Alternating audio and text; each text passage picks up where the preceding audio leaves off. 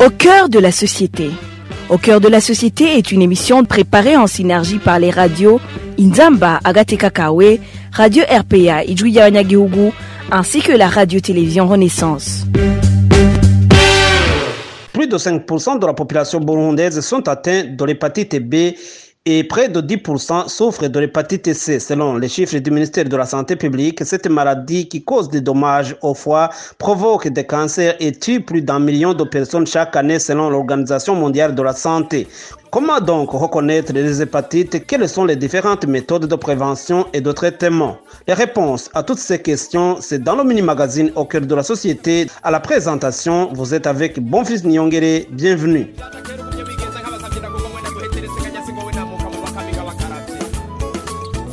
Dans un communiqué sorti par le ministère de la Santé publique, à l'occasion de la journée mondiale de lutte contre l'hépatite, le ministère a indiqué qu'au Burundi, selon les études parcellaires faites, ont montré que la seule prévalence de l'hépatite B serait entre 5 et 10%, alors que l'hépatite C approche 10% et augmente avec l'âge. En Afrique, les chiffres de l'OMS montrent que plus de 91 millions vivent avec l'hépatite et le continent enregistre chaque année 125 000 décès liés à cette maladie.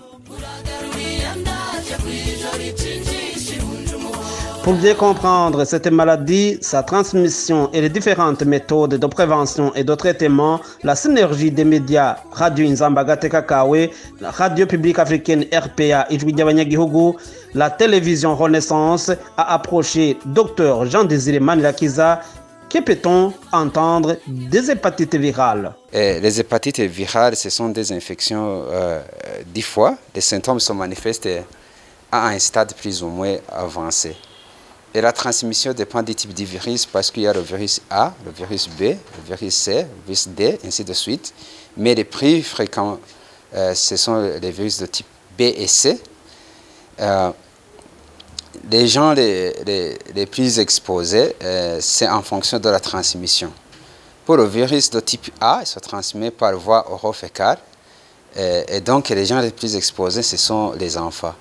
Et pour le virus de type B, la transmission se fait par voie sexuelle, par voie sanguine.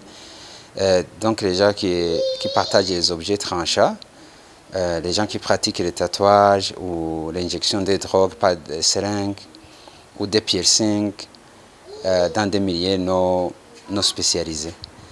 C'est la même chose que pour le virus C. Le virus C se transmet essentiellement par le sang. Et donc les gens les plus exposés, ce sont les gens qui pratiquent des injections de drogue, des piercings dans des milieux non spécialisés.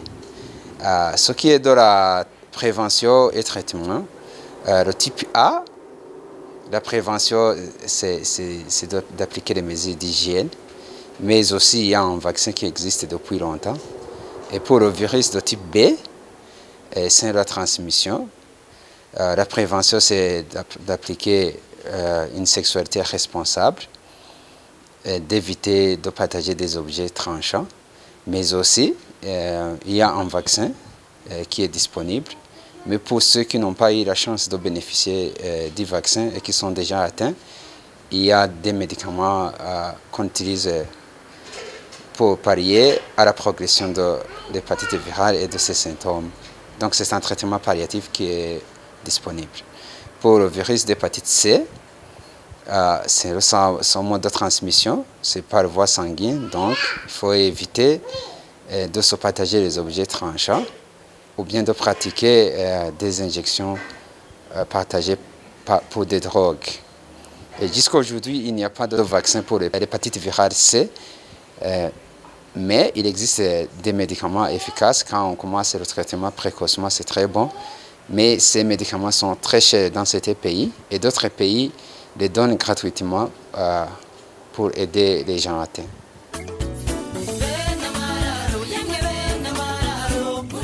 Selon les chiffres fournis par le ministère de la Santé publique, 60% de la population burundaise ont déjà souffert de l'hépatite B qui cause 90 000 décès par an au monde. Et 600 000 personnes meurent de l'hépatite C chaque année.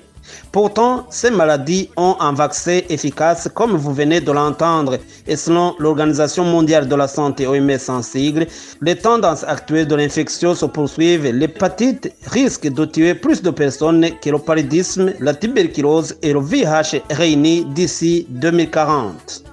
Et voilà, c'est par ici que se termine le mini-magazine au cœur de la société. À la présentation, vous étiez avec Bonfils Nyongere.